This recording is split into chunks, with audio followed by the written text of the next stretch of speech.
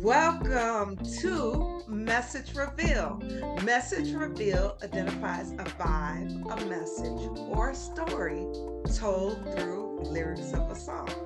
So before I welcome our special guest, I want to tell you a few things that is associated with our special guest.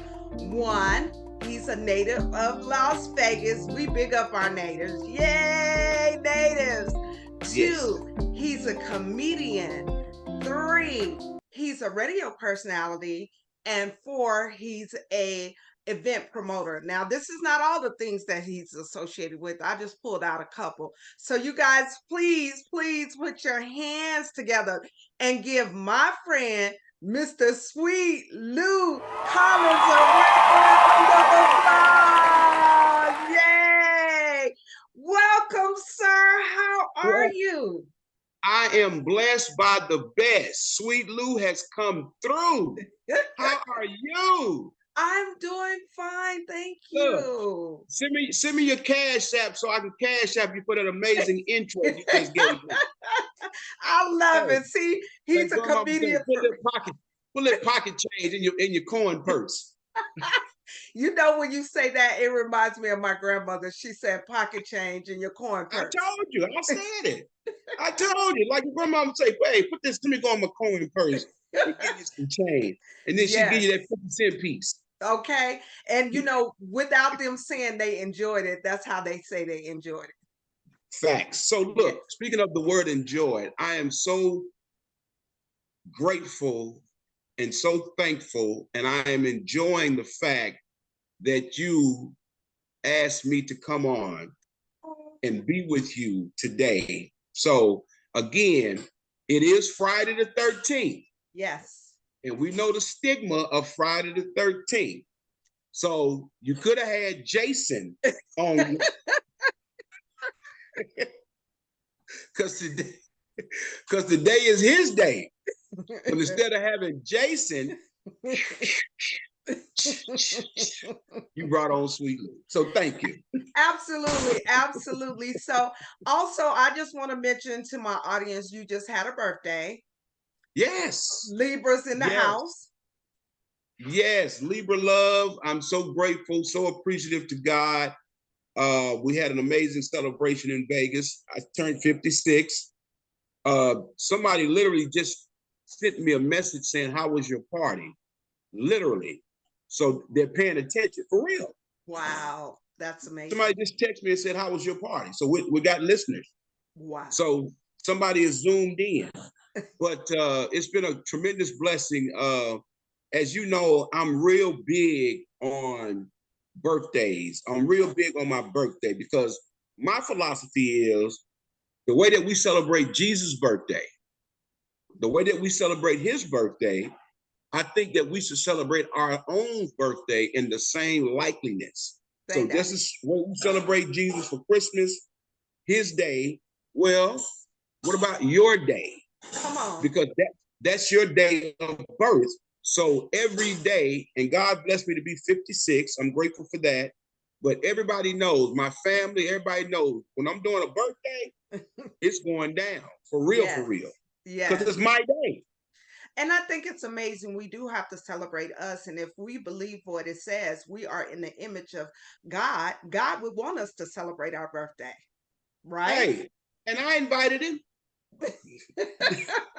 You're a best. You're a best. You are a best. Well, you know, before we get started, you know, you being a native here in Las Vegas, every time you and I have a conversation, I always think about not the first time, but I remember when I was young sneaking into, well, I won't say sneak, I pretend like I was old enough, and I went into Gates Barbecue to listen to you and your set being a comedian. So the reason why I'm saying all that, what was the impetus for you to get into the comedy game? So naturally, I've been funny all my life. I've been funny all my life. So it was just automatic. And when we came up, we played what they call the dozens, the mama jokes. And really, back then, I was really, really, really a heavy set dude back then. And so again, people used to come at me, because everybody had fat jokes and things like that. And so to keep them off of you, you had to come back with something. That's right. And so you had to come back with something because everybody had a fat joke, especially, in my childhood and in our adolescence. So, growing up on the West Side, growing up in the hood, that was just normal. Growing up around family, everybody had some jokes. Everybody was playing the dozen. Everybody was capping. And so I had to defend myself. And so defending myself, I was able to come back with a joke or a cap that landed.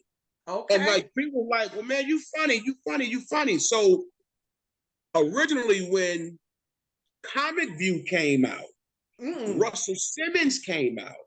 So when Def Jam and Comic View came out, now here was an actual platform for comedians to be recognized. Because again, you had the Richard Pryor's and the Eddie Murphys, et cetera, et cetera, et cetera. But we didn't have an actual platform unless they knew who you were. Yes. Unless they knew who you were. And at the time, like I said, being a comedian, it was just really like a singular sport. So if you didn't have name recognition, nobody knew you. And people were funny. So with Def Jam and Comic View, when that came out, it gave me an opportunity coming from Vegas. Yes. And being the entertainment capital of the world. So at that time, at Gates Barbecue, originally from St. Louis, I was with a buddy of mine. His name was Diamond. I don't know if you remember, because Diamond was from St. Louis, but he was a comedian. Red Fox was his grandfather. So he knew the Gates, family coming from St. Louis, and naturally their barbecue and naturally the barbecue sauce and the brand. So back then we had started comedy in Vegas as a spinoff of what Comic View was doing and Def Jam was doing. And so initially we started leveraging contacts with local comedians because they had seen Comic View or they had seen Def Jam. And so that's how I originally got started at Gates. And that was one of the venues that we had where we would actually do, and I remember, right now, so distinctively, I see when we were at Gates and where we were doing comedy and when we met doing that. And that was back in like 90, that was like 93, 94. Yes, and I had no business being in there, but I guess what? Yeah, you were minor. But I had such a good time. And I can say, being a native here in Las Vegas, you were one of the first examples for us being a comedian and really being well known. I mean, whether it was events, you would show up and you would always say 89106. We both represent the West Side. And I just love that. So I always have that respect for you for setting that platform. Wow. Thank you. Beautiful. Wow. Yes. So, we're going to take a different road. We talked about the comedy, but one thing I feel like you're known for, and you can tell me if you're not, I know you love, and it goes with your image, cigars. How did you get started with your cigars? What was it? An amazing question. So I've been smoking cigars. Now the cigar culture is big in the African American community. Yes. So very prestigious people now are smoking cigars. We have around the country a lot of African American women that are owning their lounges. Sisters own lounges. So I've been smoking cigars for about 30 years. Wow. About 30 years, because even when Black people wasn't smoking cigars, and I have a lot of friends that can attest to this, and when I share the story and I go to certain places, and I'm a true aficionado in smoking cigars. Now, I'm gonna leverage this conversation. So, because weed is legal now. Yes. It's now legal, but I've never smoked weed a day in my life, ever. Okay. At 56. So, but back in high school in the 80s, when weed was illegal, it was popular. So all of my friends, all of my homies, relatives, everybody smoked weed. I, one, because it was not legal, didn't want to do that. Two, I just really never had any desire. So I started smoking a pipe in high school. Stop like it. In 19, I started smoking a pipe, and I used to go to Mr. Bill's inside the Meadows Mall. Say that. You remember Mr. Bill's? Yes. Yes, Mr. Bill's. I used to smoke a corn pipe at 16. And at 16, I would smoke a corn pipe because I always had this persona of excellence. I know that's for me. Right. For me, I always had the persona of excellence. And so when all the homeboys would come around, I'd be on the side of my mom and them house. We'd be hanging out on Fridays and Saturday. They doing their thing, but I'm smoking a pipe, literally, at 16. And I remember having a job, and I would go to Mr. Bill's inside the Meadows and buy tobacco. Yes. I would buy tobacco, stuff my pipe, and torch it. And we all 16, 17 years old, and they're like, man, what is going on with you in this pipe? What is going on with you in this pipe? What is going on with you in this pipe? So from there, after that, about 17, 18, I started trying cigars. And it was because of the image and the company that it brought. The image and the company that it brought. And of course, watching Robert De Niro and all them guys on TV and watching them, very distinguished, suited and booted, hair right, skin right, clothes right, nice ride, and they puffing fine Cuban cigars. So as a Black man coming from West Las Vegas, it was a nuance that people didn't understand. Yes. But now, fast forward 30 years to the day, we have 3 existing cigar lounges that are Black owned. Okay. Yes, in Vegas. Yes. Wow. And Black owned. And me being the Cigar Gurus, which is the name of my company, my friend Jazz and I, we started the Gurus several years ago, right after initially, because we had our entertainment company downtown. We started that. Fan Club Entertainment is where we did entertainment and management. Okay. So we started Fan Club in 2003. We were the first ones. We were the first ones to do that. 2003, we had a freestanding building downtown on 6th and Carson. Did that from 2003 to 2008 when the market crashed. Wow. When the market crashed. But we had a freestanding office, amazing, and I was smoking cigars. And then there was a cigar shop. Downtown. It was called Don Yayo. At this time, 2003, 2004, and I was like the only Black dude that used to go in there and purchase hand-rolled cigars.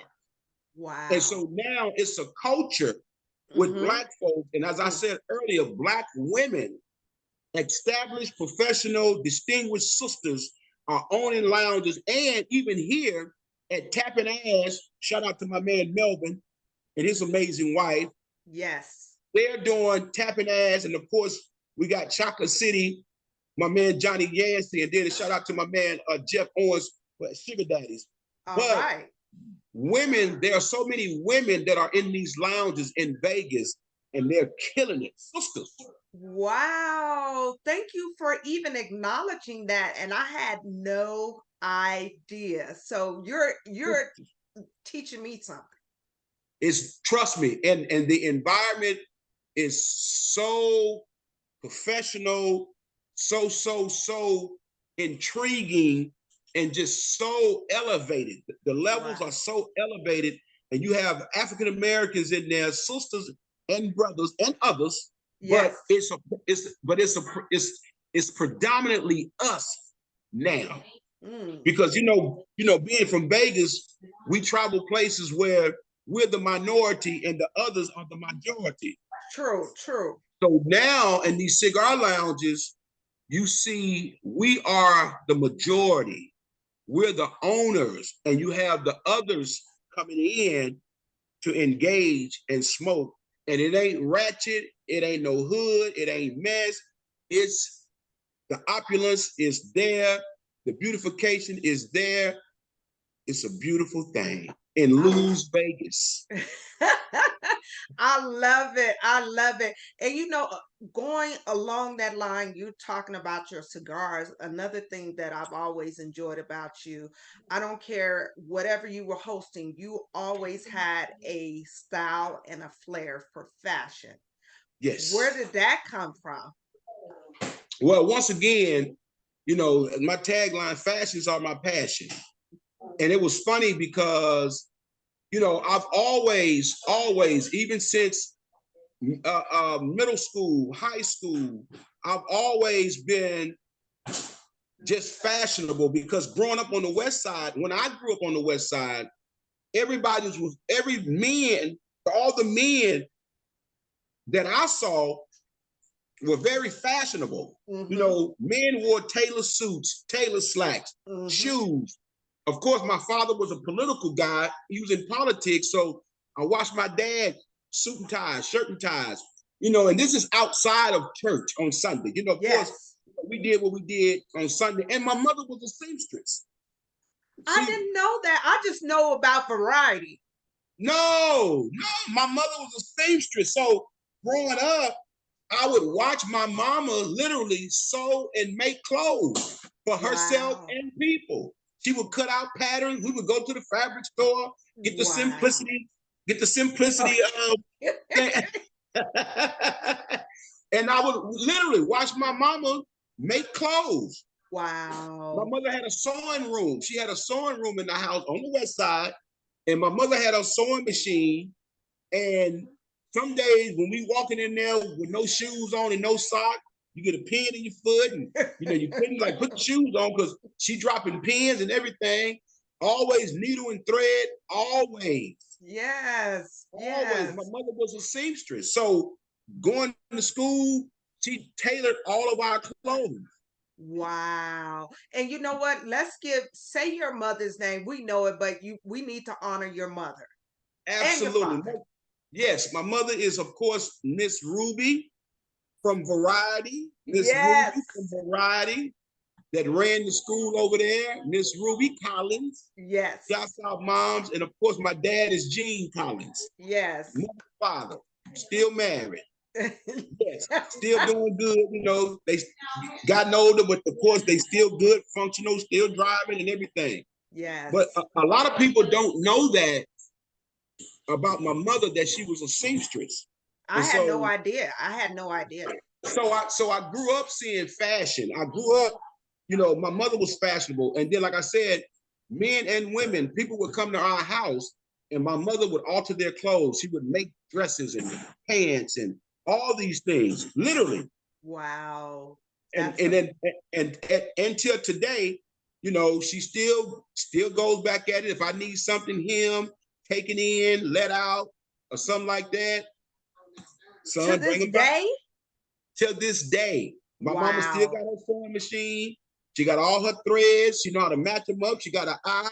She taught me how to thread a needle, everything. Wow. Well, that's amazing. And that's definitely a passion. That's for sure a passion. So that's it. At the end of the day, I always like what you're going to actually wear. The last event I actually saw you were hosting, what is his name? If I Rule the World. Imagine Blow. Curtis Blow. Yes. Curtis Blow. And you came out with the Adidas fit. Dude. let me just add to this. And so when I came to a HBCU, like I told you, I'm here at Grambling now with my daughter and friend. So when I came to Grambling back in '85, seeing all of the Black people at a HBCU coming from different areas of the country, and literally from the country, because there were students from the Virgin Islands and from all overseas and everything. Yeah, here at Grambling, on the track, Africa, Jamaica. And so coming here exclusively, seeing people that are exclusively same melanation, we all Black. Yes. And watching how everybody carried themselves, and the professors and the instructors, and how they taught us to walk with our head up. Yes. I remember as a freshman, her name was Dean Ann Williams. Men at Grambling, you could not wear ball caps in buildings. A respect level. When we used to have assemblies, women had to wear stockings. You had to. Wow. You couldn't get in, and you was being graded. So when we would have events here, women had to have on stockings. Men couldn't walk in buildings with hats on their head. Wow. So the etiquette that I received, coming from a Black family, coming from a mom that was a seamstress, and then coming to Grambling, and just the etiquette that was delivered to me as a Black man, how can I not? Yeah, it set the standards for the bar to be high. So every time you see me, I'm gonna be fly. Yes. Every time you see me, I'm gonna be fly. Yes. Because I was taught that. Well, you know what? Let me say this. Not only that you're fly, I feel like you always go with the theme of the energy. Like I said, you could have wore a suit to host Curtis Blow, but you came in with the Adidas fit. And that is a reoccurring theme with you. You know the time and the place, and you execute properly. Thank you for recognizing it. I greatly appreciate that. Yes. Because again, I'm living, my purpose. I'm truly living my purpose. And my greatest purpose is to make others feel good about themselves. Yes. And so if I can deliver that, like I said, I'm affiliated with some fraternities, some other brotherhood things. And a lot of times I'm not branding, the Greek letters, or branding, the other letters, because it's me. Yes. And so how I carry myself, I want others to be receptive of me branding me. Yes. Well, from my eyes to yours, you do an excellent job. And I say that all the time. I've never been disappointed what I've seen or what you put together. I'm always side-eyeing you like, all right, Lou, I see you.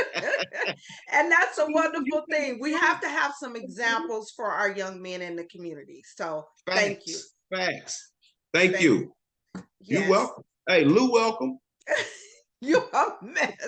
You a mess. We're going to touch base on that particular comment later, but we're going to transition on to the musical part of it. So I always ask my guests to give me a lyric of a song that has either blessed you, either provided some distraction, or just really resonated with you, like you can feel what it's all about. Now, before we get started, there's rule to this game. Okay. Now, if you can sing, I need you to sing your throw box off. If you can't sing, you can rap. You better come hard in the paint, partner. But if you can't do either, but if you can't, by the river. Okay. Somebody showcase it. Oh, just like the river, I've been running ever since. It's been a long time coming, but I know a change gonna come. Yes. Oh, yes, it will. And I said, that's it. That's it. If I go further, I gotta get a check. You know what? Listen, I'll mail No. you. Go ahead. Go ahead. I'll mail you a couple dollars. A couple dollars. It's been a long time coming, but I know a change gonna come. Yes. Oh, yes, it will. Yes, I love that. I'm a blues fanatic. Mm. I'm a blues fanatic, love blues, you know, with my Southern roots, how I was raised, how I came up. Of course, you know, I DJ as well. And so again, I just go into the blues, you know, Curtis Mayfield, Al, Okay. Teddy, contemporary. I mean, I go there, Bobby Womack, you know what I'm saying? I mean, Tyrone Davis, Johnny Taylor. Okay. I mean, Okay. all of that. Okay. That's me. And so what I loved about hip hop in the 80s and the 90s was that hip hop, first of all, there was no cursing. Mm-hmm. They were creative because they were sampling from the blues. Mm-hmm. A lot of the samples were the blues artists, the R&B, because there was no rap, you know what I'm saying, in the 60s and the 70s. You know what I'm saying? So rap came in the 80s. But all of the artists, you know, Curtis Blow and all them guys, Dougie Fresh and Ron DMC, they were sampling. Yes. LL, they were sampling. And so they were sampling all of the hits, you know what I'm saying, from Malaco Records and Profile Records and all those hits. And so for me, music has always been a very therapeutic, enlightening for me. Yes. Therapeutic, enlightening, because they're just some amazing tracks. And like I said, if you blues them, you won't lose them. Ooh. And so, because again, in our era, again, celebrating 56, I understand the significance of growing up as an inner city kid in West Las Vegas, you know, seeing the moves that was happening in West Las Vegas, you know, going to the Rouge and the C's Cotton Club and the Heritage Lounge and all those places where we weren't supposed to be. Okay. But the music was just so inviting, because the lyrics, you could equate the lyrics with your lifestyle, or you could equate the lyrics with your parents' lifestyle. You know what I'm saying? You know, cheating in the next room. Come on. You know what I'm saying? Making plans. You know, sucking talk. I mean, all of that, going to the cafe, being in Tallulah, Louisiana. You know what I'm saying? Coming and seeing and just understanding around your aunties and your uncles and your family. So as a kid, you know, we dancing and all this stuff, going to card parties. Yes. So that was always my influence, because music, and I think music appreciation has even been greater for me now. So, you know, I've been DJing for probably the last 20 years. Wow. You know, started out with my man Jim Browski, shout out to him. And just the improvement of life and understanding where you fit. Yes. And understanding where you fit. And of course, as Libras, you know that we balance everything. Yes. You know what I'm saying? We balance everything. And I tell people the scale is not tilted. You know, it's parallel. Yes. And so a lot of people don't understand that it's parallel, but we balance a lot of things. So I'm gifted. You know, I'm truly gifted, and I'm blessed that I'm gifted. I know that's right. And you know, as you say that, let's just go back and unpack the song that you actually sung. Why does that song resonate with you? I get it that it has all these different connections, but why did you pull that out? Well, because again, but there's another song that I have that's also very instrumental to me too. A change is going. I mean, Sounds of Blackness. Sounds of Blackness. No, so because again, what I'm doing is I'm kind of feeling the energy of why I'm here in Grambling. And when I was 17 years old, and when I used to be at Grambling, and some of the artists and some of the music, I'm feeling that energy, you know, right now of, you know, playing, you know, Sounds of Blackness. You know what I'm saying?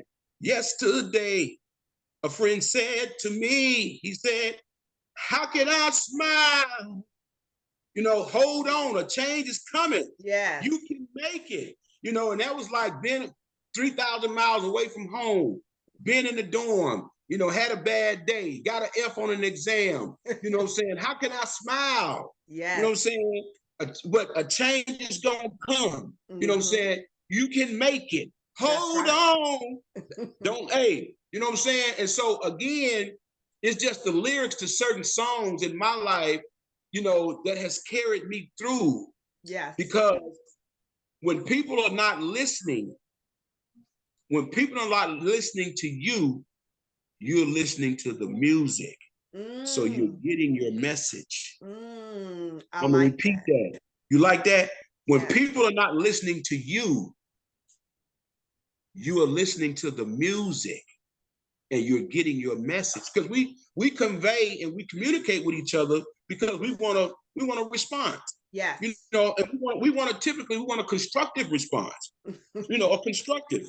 And really, Yes. nobody wants their feelings hurt or nobody wants to be shunned, but naturally, human nature is just that. It's human nature. Yes. So when you're not listening, okay, I'll go play music and then I'll get the message.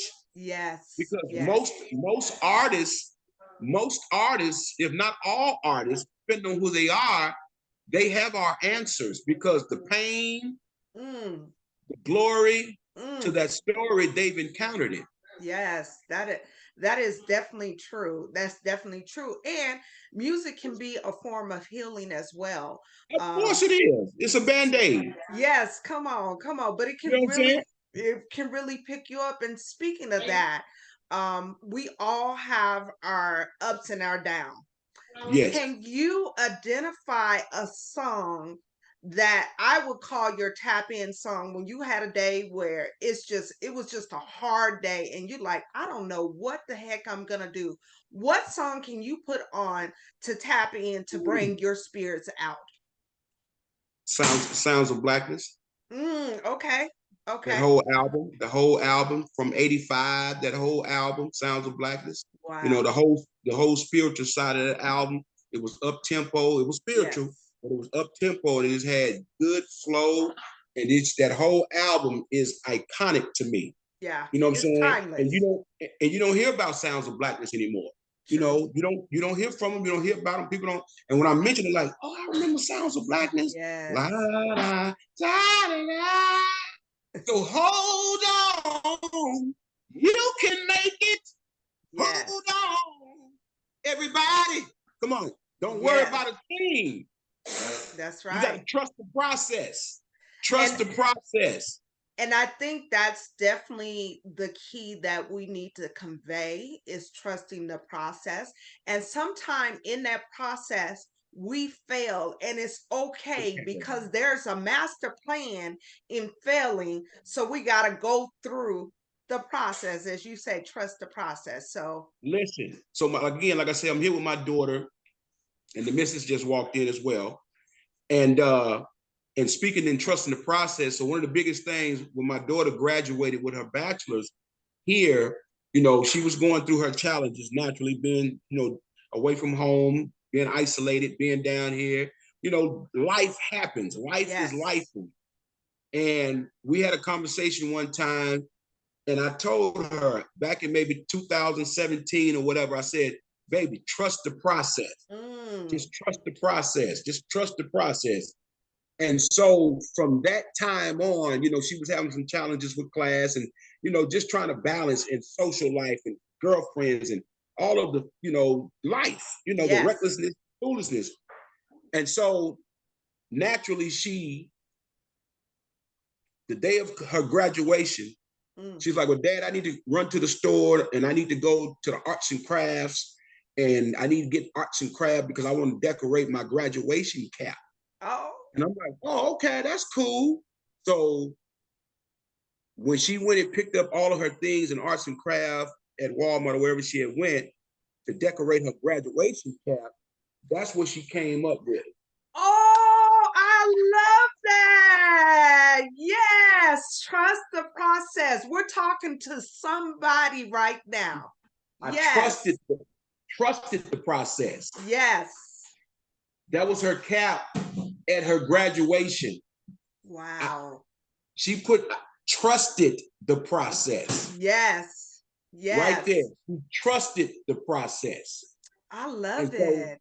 this right here is monumental. It's a keepsake Yes. because again, trusting the process, it was a blessing for us because she was able to finish, got an amazing career, uh, amazing career, self-sufficient, doing her thing. And like I said, now she just enrolled in grad school. Amazing. So she's hosting her parents here at her place, hosting her parents and just really making sure that we're good, taking care of us. And we couldn't be any more proud of her, doing Oh, her. amazing. You have to say her name because we got to give her a clap, clap. Zari Janae Collins. All right. Yay. That's amazing. She created that cap. She's like, Dad. And when I saw her gluing the letters on the cap, and I said, that's what it is. She said, Dad, you told me. I trusted the process. Wow. Well, you Did know it. what? The apple don't fall too far from the tree, right? Blessings. Yes. So it was amazing that you spoke on trusting the process because you didn't know how relevant that truly is. Okay, it was just right. It was right there. It's right there. It's right there it's right there by the refrigerator. You didn't say refrigerator, you said fiterator. Refrigerator, right there by the refrigerator. You are a mess. You are a mess. Right there by the refrigerator. Speaking of that, I always ask my guests if they can identify a particular song that they sung as a child and just enjoyed it. And then when they became adult, they was like, wait a minute, that's not what they're talking about. Can you give me a song that you can think of that you sung as a child and now you know?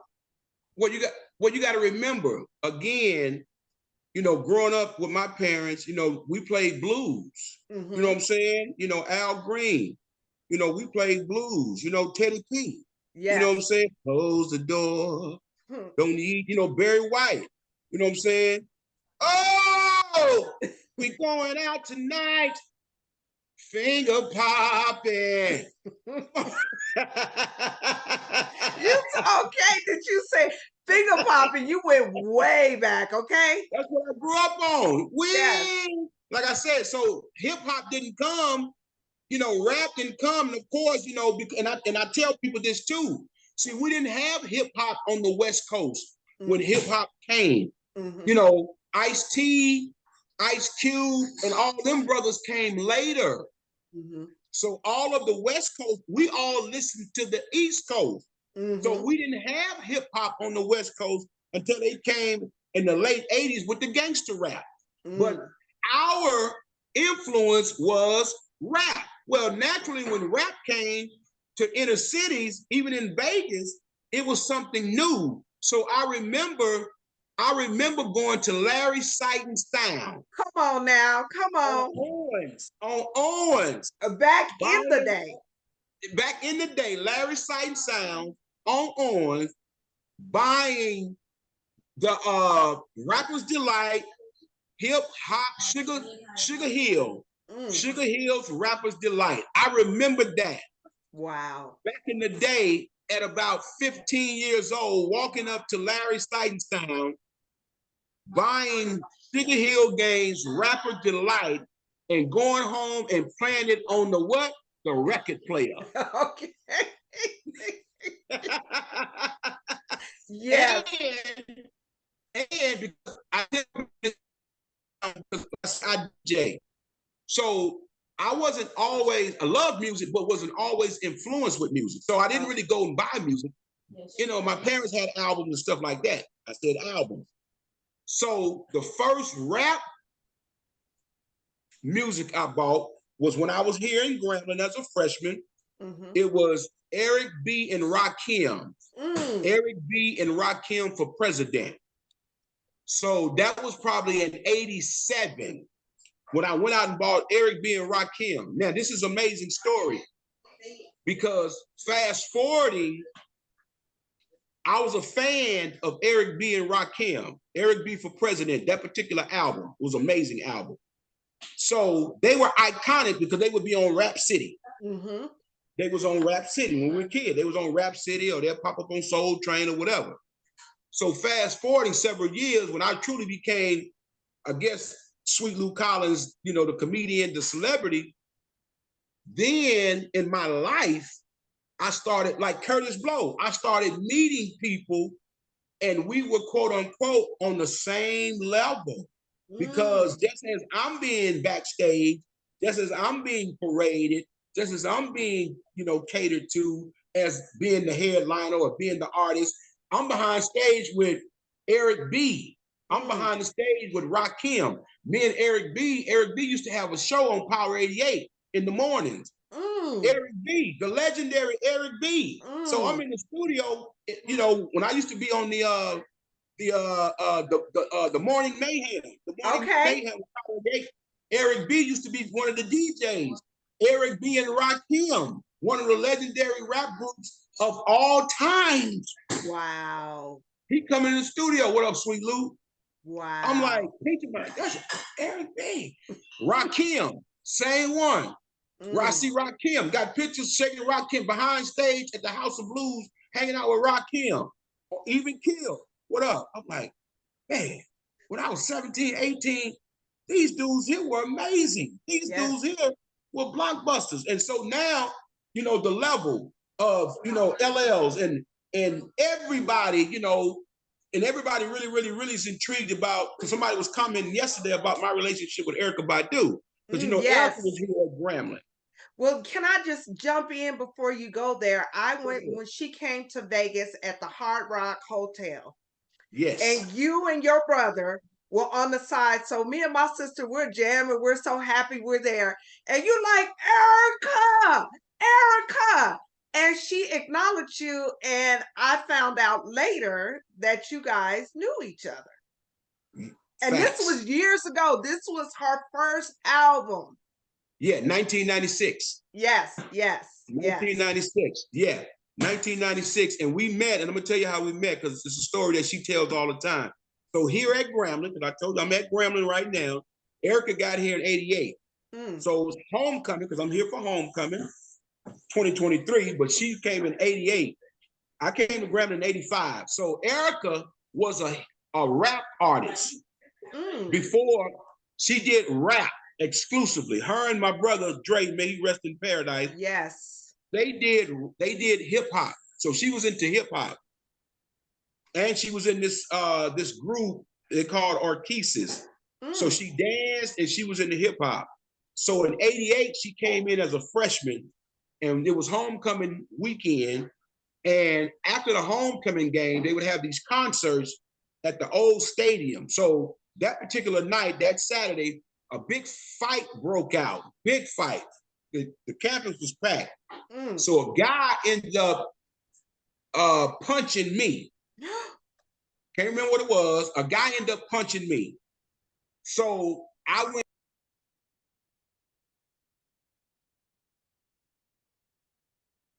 Hold on, we had some technical. I can't hear you.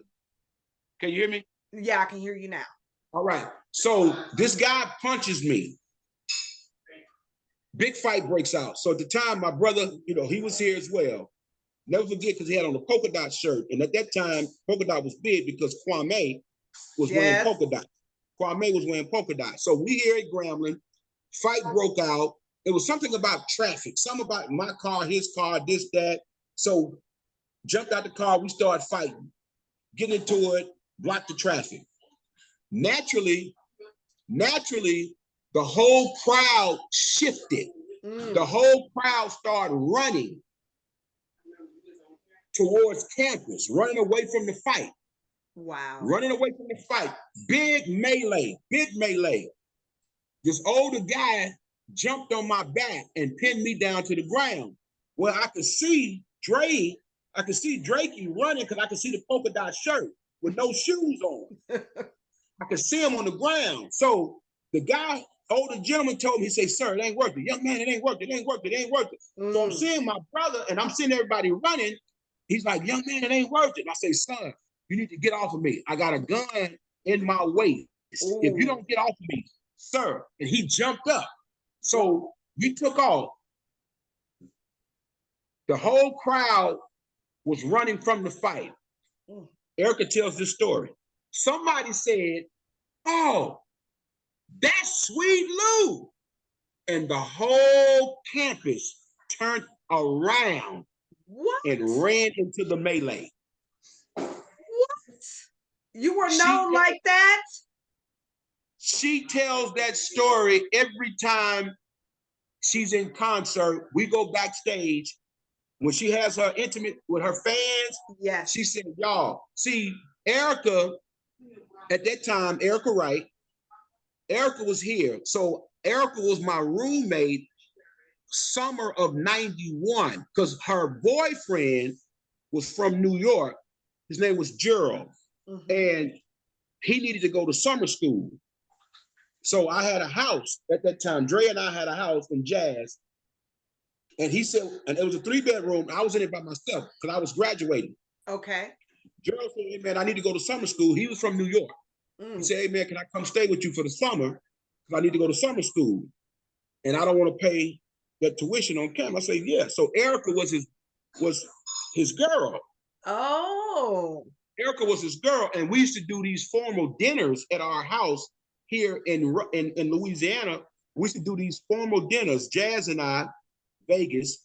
We used to have these formal dinners where we would gut out our living room and we would gut out our bedrooms, take out all the furniture, go to the church, get folding chairs and tables, tablecloths, and we would sell dinners to the couples on the yard.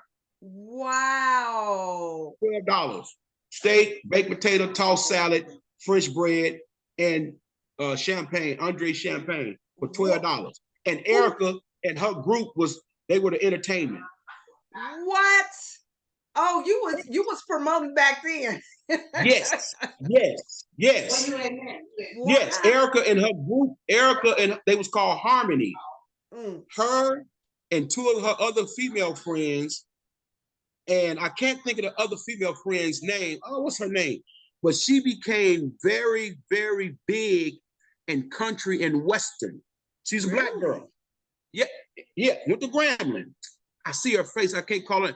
Real big in country and western. So Erica became big in neo soul. I almost called her name. And she's big in country and western music. Wow. From Grambling. She's big star in country and western. Black sister. Wow. Isn't that something? True story. Wow. Here at Grambling. Of course, E40 was here at Grambling. See, because when I was at Grambling, when I was here, I used to host all of the concerts on campus. So the students, all the student events, I was the MC because at the time I was here, Larry Weekly was the president of student affairs. Okay, come on, Vegas, bring it in, take over. So Councilman Weekly was the president of student affairs at that time. So he was the guy who handled all of the activities for the students. Okay. He was the president of student union and student affairs. So I was the MC.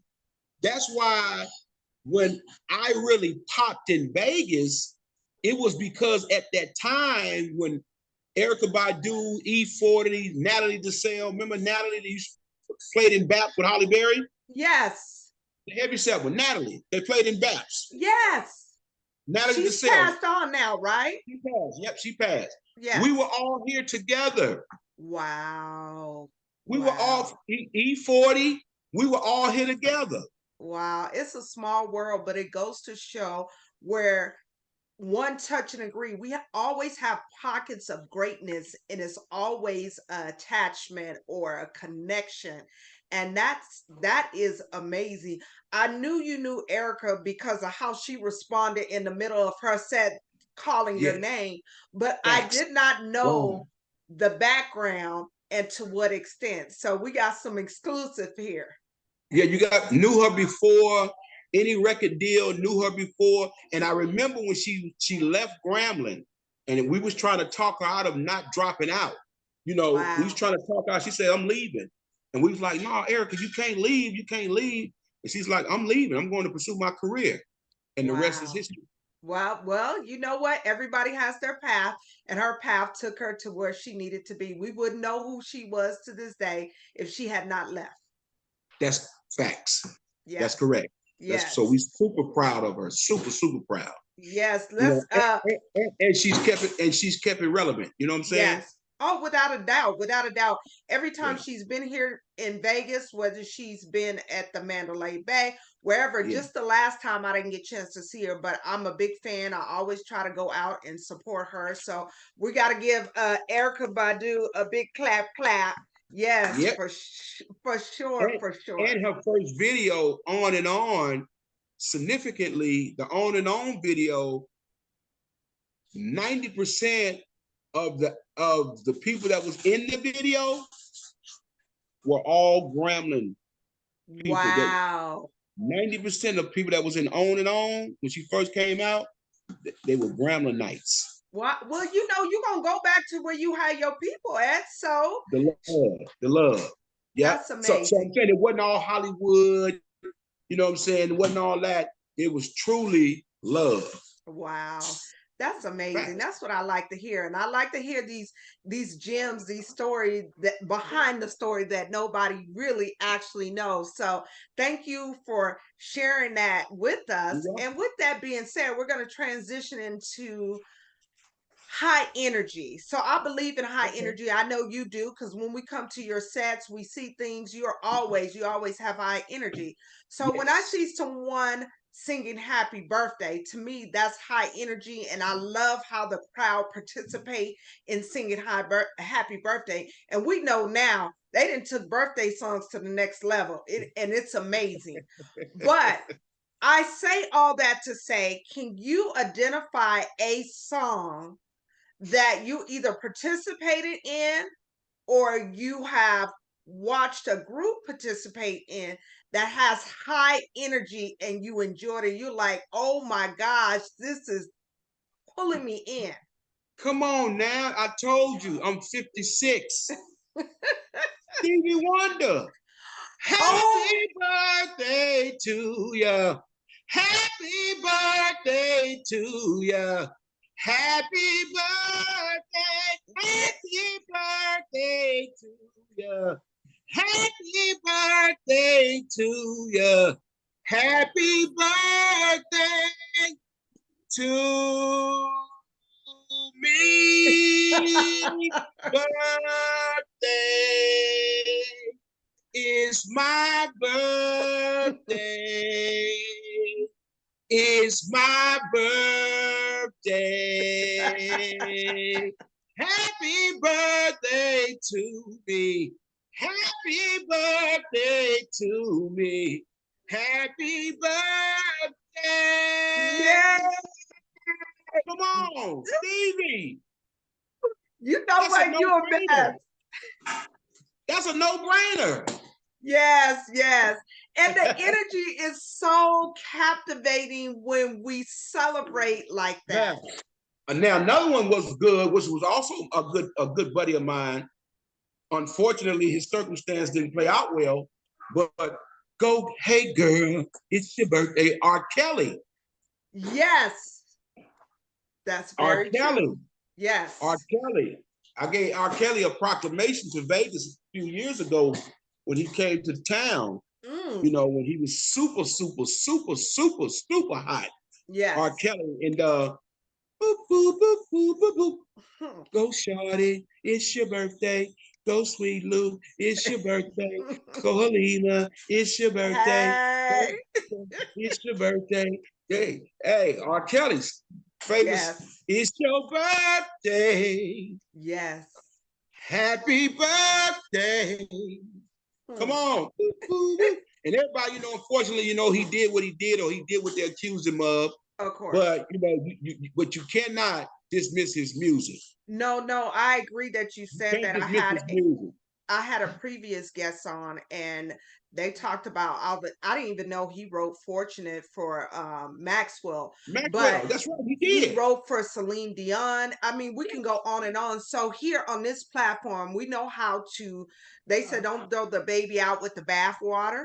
So we know how to separate the two, because we don't condone anything that's went on, but we also must acknowledge what this has kind of been a soundtrack of our lives. That's facts. That's correct. That's correct. That's So correct. Bad boy. I mean, like I said, we don't condone with his behavior, but his music forever. But at that time, people like, radio stations, because I'm in radio, we can't play that. We're not playing that. I'm a DJ, so some of you guys I know you ain't playing R. Kelly. You know what I'm saying? And but we have a big stepping community in Vegas now. A lot of people have migrated from Chicago, yes, into Vegas. And so that stepping element is huge in Vegas. You know what I'm saying? So everybody likes to step. And like I said, there's so many groups.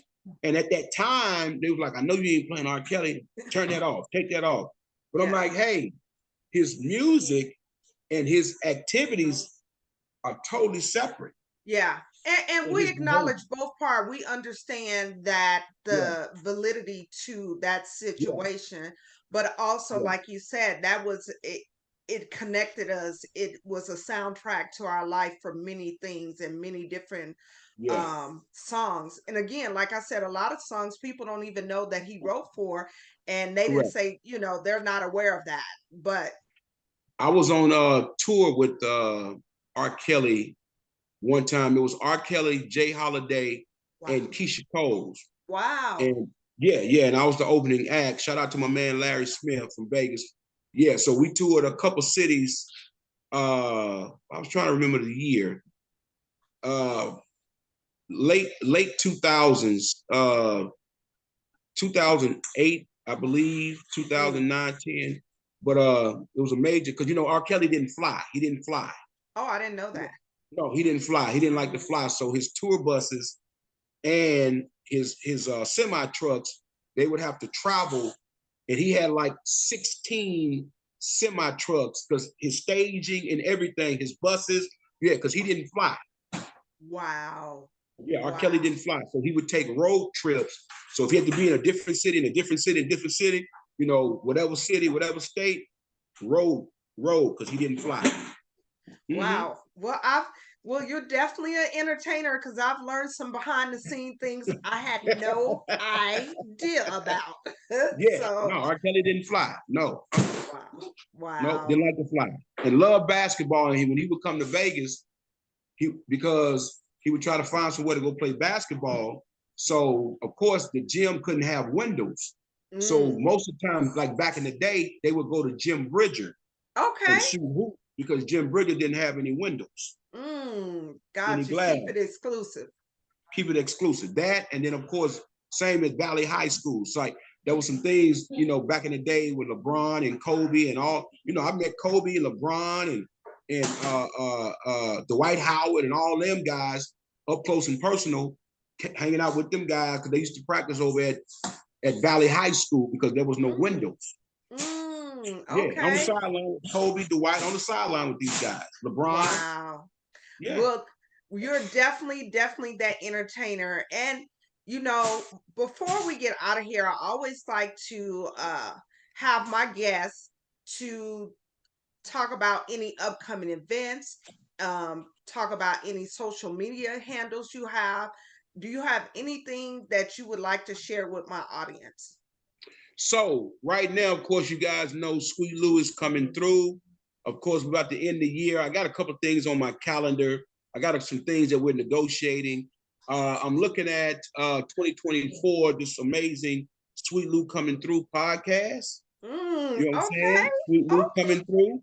You know what I'm saying? I'm bringing some guests through as it relates to that. Again, considering getting back exclusively on stage in 2024.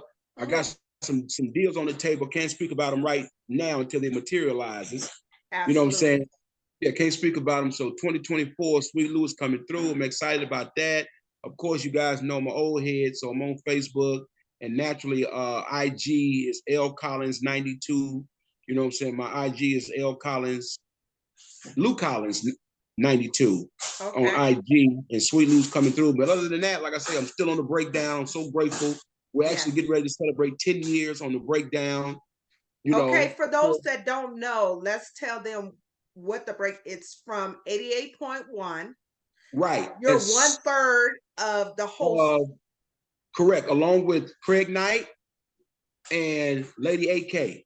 Yes. And so, So yeah, and again, just a real quick overview. Of course, because like I said, I've been a part of Power 88 for about 20 years on different programs at the radio station. Because like I said, I used to be previously a part of the Morning Mayhem, the morning show. And again, we decided to bring an evening talk show to the listening audience in the evenings, because again, in radio, most of your talk shows are in the mornings. You know what I'm saying? Correct. Steve Harvey, Ricky Smiley, all those shows are in the morning. And so with us being a 24-hour city and we having such a vast audience, especially coming out of the West Las Vegas and the whole entire city now, because Vegas has grown tremendously. And so, we have, it's a talk show in the evenings, at 6 o'clock on Wednesday, 6 to 8. And like I said, we're talking about the facts. I don't care nothing about your feelings. I care about the facts. You know what I'm saying? Everybody's like, okay, it was crazy because there was some pushback on that, and people was complaining that I made the comment, because that's my radio spot.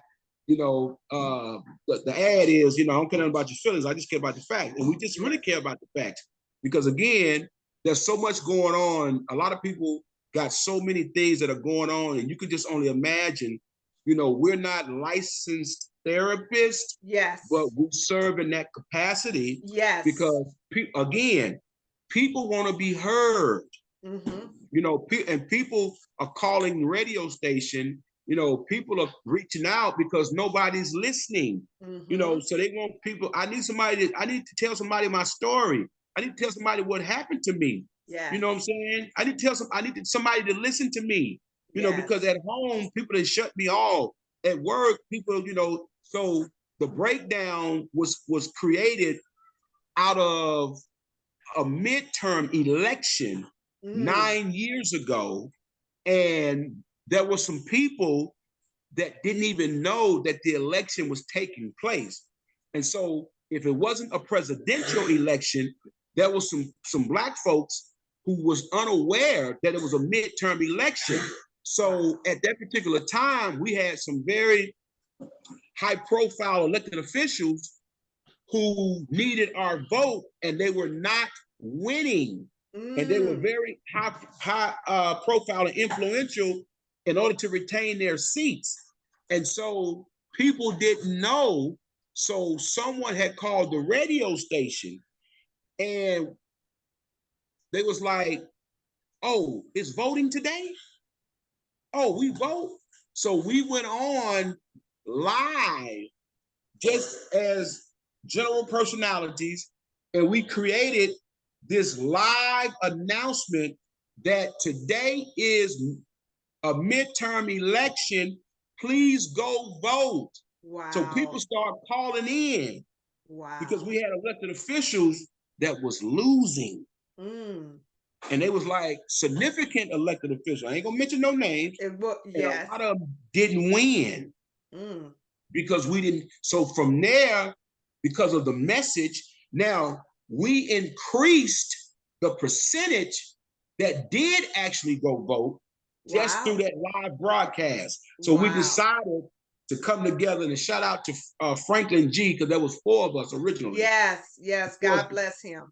Yeah, Franklin passed, but it was a brainchild from Franklin, and we all brought something different to the table. Franklin and Craig were from New York. I'm from Vegas, and AK is from St. Louis.